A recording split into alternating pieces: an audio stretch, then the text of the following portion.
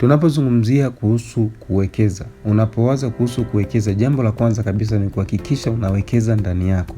Hauruhusiwi au haushauriwi kwenda kuwekeza ikiwa hauna maarifa kuhusiana na kile kitu ambacho unataka kukifanya. Kwa hiyo, jambo la kwanza kabisa ambalo unapaswa kulizingatia kwenye kipengele cha uwekezaji, hakikisha unawekeza ndani yako kwanza. Wekeza maarifa. Je, unataka kufanya nini?